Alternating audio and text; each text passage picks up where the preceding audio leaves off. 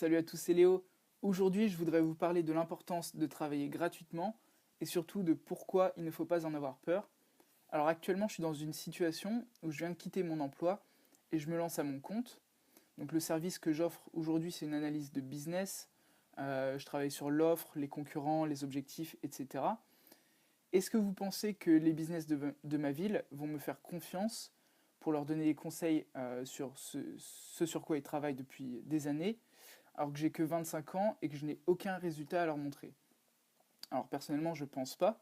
Donc, quelle est la première chose que j'ai mise en place quand j'ai commencé ce business?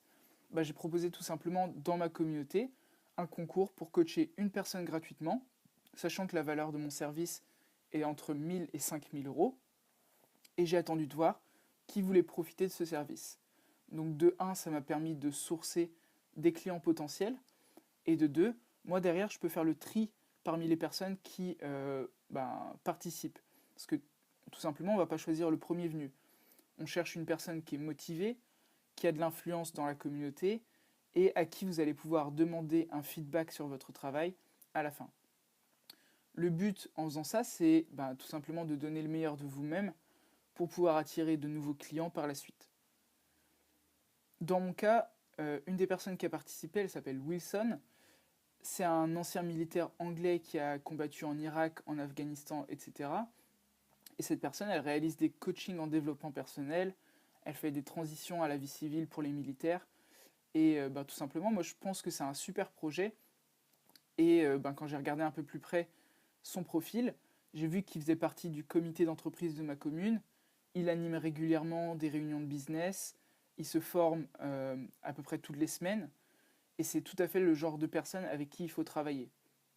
Alors il faut savoir que ça s'applique à tout le monde. Si aujourd'hui vous êtes coiffeur, tout simplement vous pouvez aller voir sur Instagram, chercher les influenceurs de votre ville et vous leur proposer une coupe gratuite par exemple en échange d'un post. Ça va vous permettre d'atteindre, mettons, 10 000 personnes sur la publication et ça vous fait autant de clients potentiels. Imaginez simplement que vous atteignez 10% de ces personnes, ça vous fait 100 nouveaux clients. Donc, ça vous fait, 1000 nouveaux clients, je vous dis des bêtises.